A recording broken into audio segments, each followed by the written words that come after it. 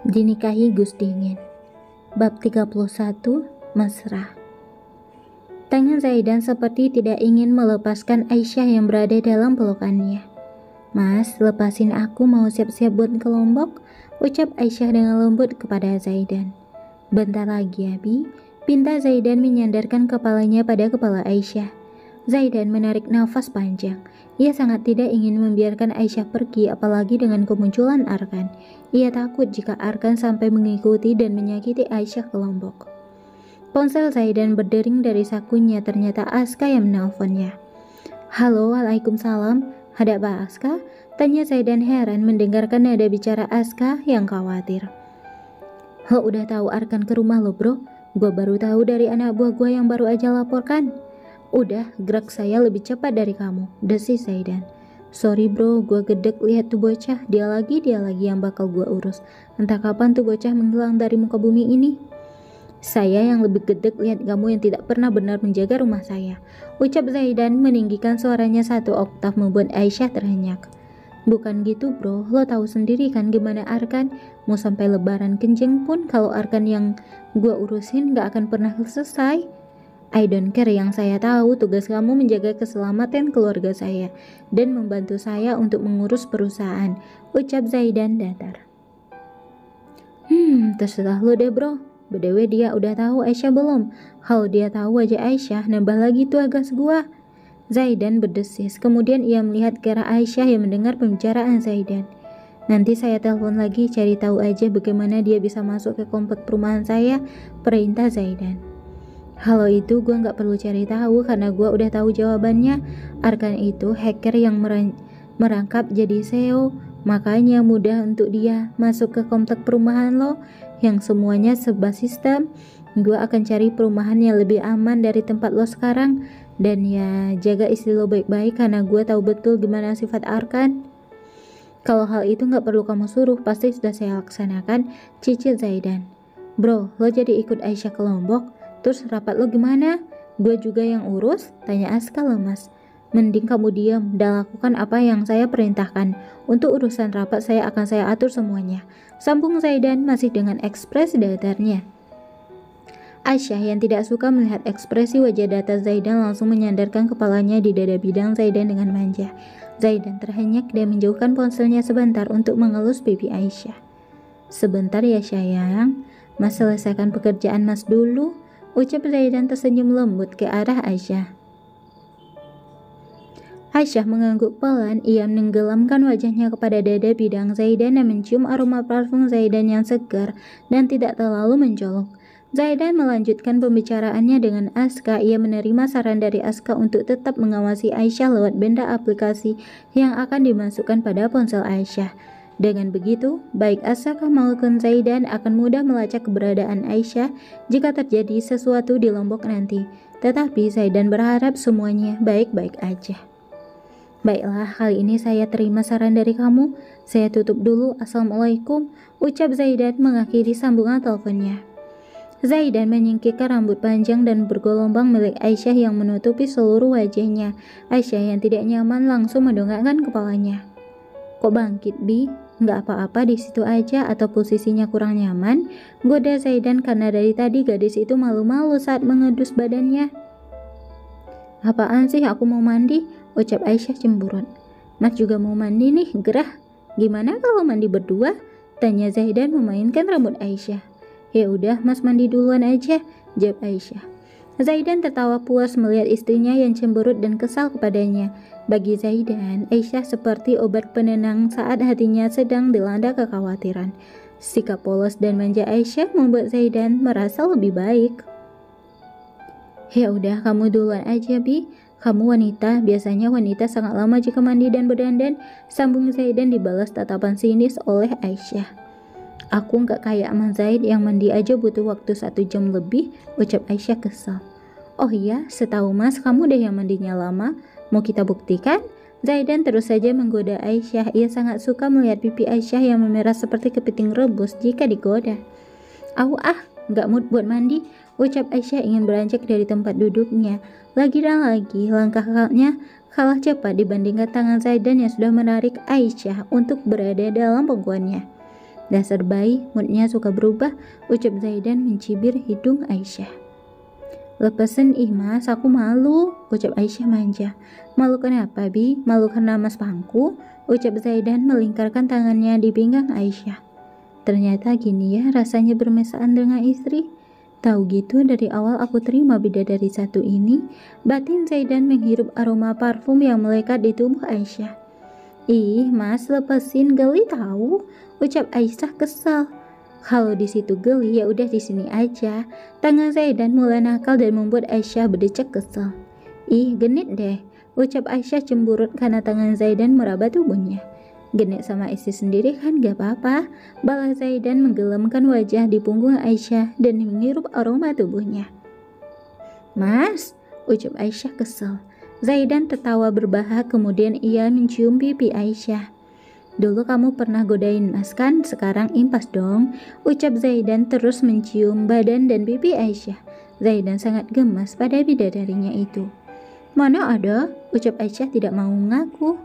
Ada, waktu kamu ngebet minta izin ikut kegiatan sukarelawan ke Lombok itu, ucap Zaidan mengingatkan Aisyah. Tapi kan gak kayak Mas Zaidan, Omes, jawab Aisyah mencubit tangan Zaidan. Au, sakit Bi. Oh iya, kamu pakai parfum apa sayang? Wangi banget, ucap Zaidan candu pada wangi yang melekat di tubuh Aisyah. Parfum merek Chanel, tapi gak tahu namanya apa. Soalnya Mas Kevin yang selalu beliin, jawab Aisyah berusaha melepaskan tangan Zaidan dari tubuhnya. Namun tenaganya kalah kuat dibandingkan tenaga Zaidan. Pantas wangi banget, kamu cuman boleh pakai parfum kalau dekat Mas ya, pinta Zaidan. Hak bisa dong, kan aku kerjanya harus dekat pasien, masa bersosialisasi sama orang bau badan, kan gak lucu. Lagian kami juga dulu dididik untuk selalu wangi sebagai etika dalam profesi kami Mas, jelas Aisyah mengerucutkan bibirnya. Ya udah, pakainya dikit aja biar gak ada yang kepincut sama kamu Bi, balas Zaidan tersenyum. Mas cemburu? Tanya Aisyah penasaran. Jelas dong Mas cemburu, kamu itu cuma bidadarinya Mas seorang, gak ada yang boleh rebut kamu dari Mas, jawab Zaidan mulai protektif pada Aisyah. Mas, tahu gak kenapa aku selalu diizinin ikut kegiatan volunteer sampai ke luar negeri sama Abi? Karena Abi percaya sama aku kalau aku bisa jaga diri, dan Abi juga gak pernah ngekang ataupun melarang aku ikut kegiatan apapun selama aku bisa jaga diri dan gak jauh dari agama. Abi selalu dukung aku, dan aku harap Mas gak terlalu protektif sama aku. Aku suka Mas protektif tetapi jangan over ya, jelas Aisyah lembut dan tangannya mulai berani mengusap pipi Zaidan. Zaidan tersenyum senang karena sikap protektif yang baru saja ia tunjukkan membawa bidadarinya lebih dekat dengannya. Mas gak protektif Bi, Mas cuman gak mau kehilangan kamu aja, jawab Zaidan mengelus pipi Aisyah. Mereka berdua bermesraan layaknya muda-mudi yang sedang jatuh cinta, karena kamar mereka masih tertutup rapat sehingga suasana di dalamnya seperti malam hari. Padahal jam sudah menunjukkan pukul 10 pagi. Zaidan dan Aisyah menikmati setiap momen mereka sebelum akhirnya mereka akan bersiap-siap untuk pergi ke Lombok. Dinikahi Gus Dingin, bab 32. Gus to Lombok. Setelah berhasil melepaskan diri dari Zaidan, Aisyah langsung masuk ke dalam kamar mandi untuk bersiap-siap pergi ke Lombok. Tidak butuh waktu yang lama bagi Aisyah menyelesaikan ritual mandinya. Gadis cantik itu keluar dengan gamis syar'i berwarna navy dengan rambut yang sudah tergulung dengan rapi. Zaidan terkesima melihat penampilan bidadarinya. Ia sampai tidak bisa mengedipkan mata dan berpaling ke arah lain. Masya Allah, you look so beautiful, Bi, ucap Zaidan masih terkesima melihat penampilan Aisyah. Gadis itu tersenyum malu dan cepat-cepat berlalu dari hadapan Zaidan, atau pipinya akan semakin merona jika Zaidan kembali menggodanya. Udah, sana mandi Mas, terus ke masjid. Tadi pagi gak ke masjid, masa ini gak ke masjid lagi, ucap Aisyah merapikan gulungan rambutnya agar tidak seperti punuk unta. Iya bawel, ucap Zaidan mencubit pipi Aisyah, kemudian berlari masuk ke dalam kamar mandi. Sekitar 1 jam 15 menit, Zaidan baru keluar dari kamar mandi. Ia hanya menggunakan handuk sepinggang dengan bagian dadanya dibiarkan terbuka. Aisyah yang melihat hal itu melempar bantal sofa dan tepat mengenai dada bidang Zaidan. Ih, kebiasaan deh, ucap Aisyah kesel. Loh, siapa yang kebiasaannya, Bi? Baju Mas ketinggalan di situ. Kilas Zaidan menunjuk ke arah baju koko yang ada di tempat tidur. Terserah, ucap Aisyah menutupi wajahnya dengan bantal sofa. Bi, panggil Zaidan membuat Aisyah mendongakkan kepalanya dan ternyata Zaidan sudah berada tepat di depannya dengan jarak 3 cm. Aisyah hanya berdehem dan tidak berani membuka mulutnya. Terakhir kali Zaidan menjebaknya seperti ini dan langsung menyerangnya. Aisyah tidak ingin hal itu terjadi lagi. Mas punya sesuatu buat kamu, tetapi sebelum itu, kamu harus tutup mata dulu, ucap Zaidan tepat di depan wajah Aisyah dan membuat gadis itu bisa merasakan hembusan nafas hangat Zaidan. Aisyah mengangguk dan menuruti perintah Zaidan untuk menutup matanya. Zaidan mengambil kalung berlian dan memasangkan kalung tersebut pada leher Aisyah. Zaidan membawa Aisyah ke depan cermin, kemudian menyuruhnya untuk membuka mata. Udah Bi, sekarang kamu bisa buka matanya, pinta Zaidan. Dengan perlahan, Aisyah membuka matanya. Ia tersenyum saat kalung berlian dengan liontin berbentuk hati berada cantik di lehernya. Kamu suka Bi? Tanya Zaidan memeluk Aisyah dari belakang. Suka Mas, ini cantik banget. Terus ada tulisannya juga di liontinnya, ucap Aisyah antusias dan membaca tulisan kecil yang terdapat di liontin kalung tersebut. Zaisyah, tanya Aisyah memastikan dan dibalas anggukan oleh Zaidan. Zaidan dan Aisyah, sambung Zaidan tersenyum lebar. Makasih ya Mas, tapi sejak kapan Mas berubah jadi romantis gini? Biasanya anti romantik. Kan aku jadi melting, ucap Aisyah tersipu malu.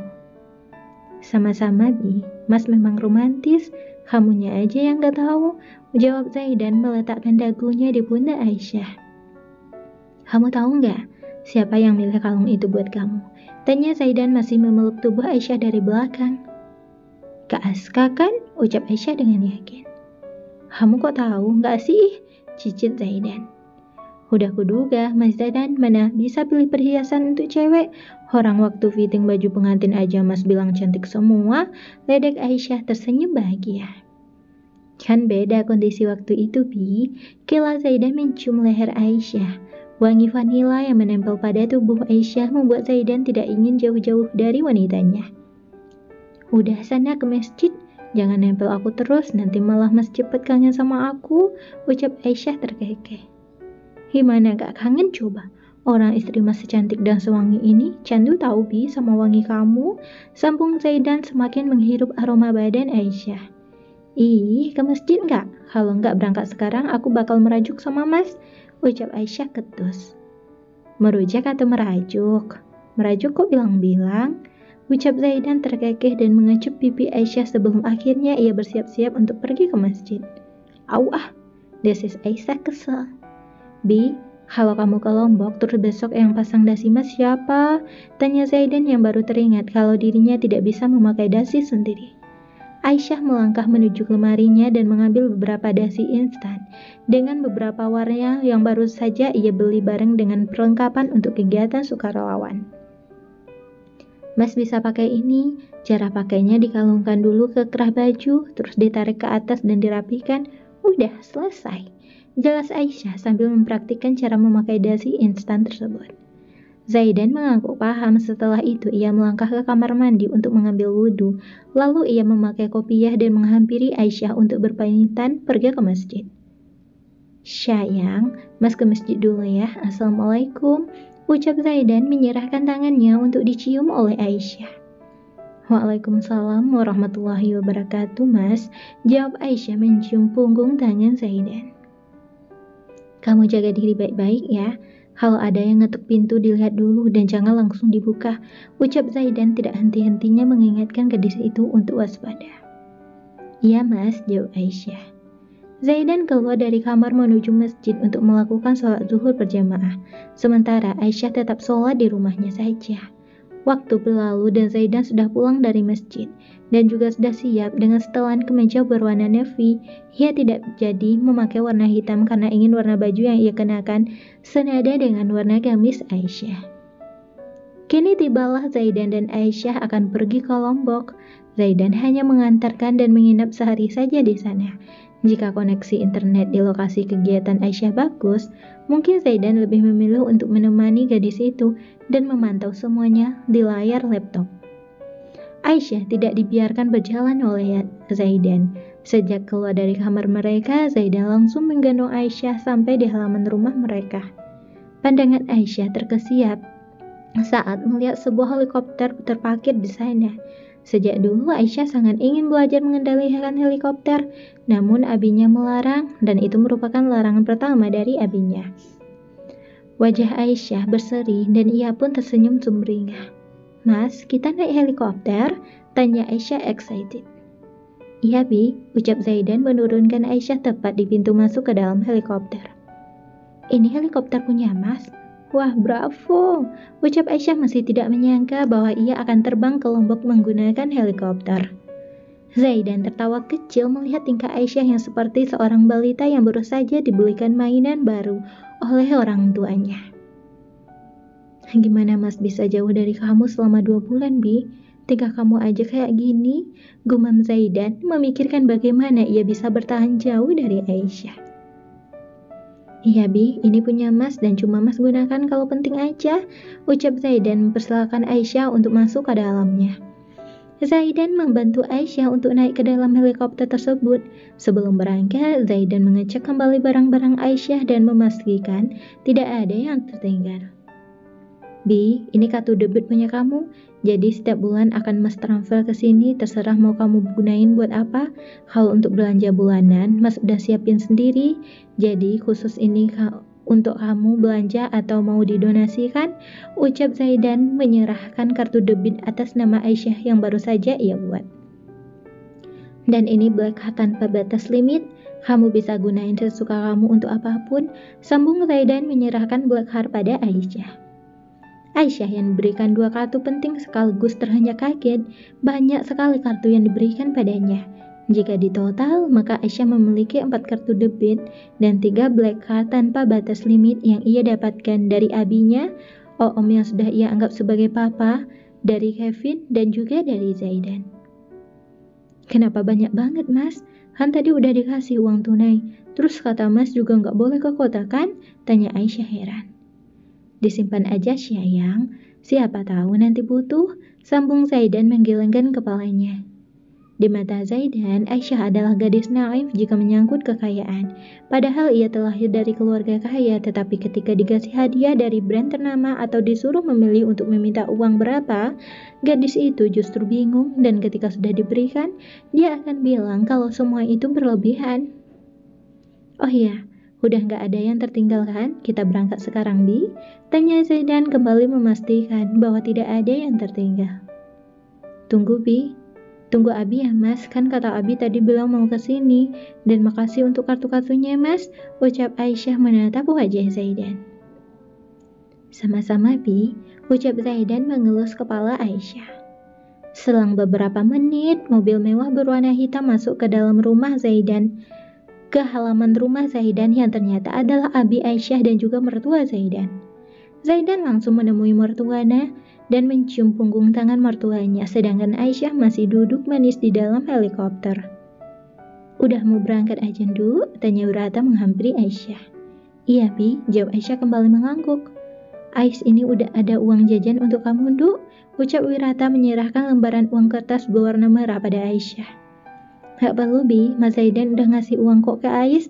Lagian Ais cuma 2 bulan kok di Lombok, gak setahun," ucap Aisyah cemberut karena abinya sama saja seperti Zaidan yang mengkhawatirkan keuangannya.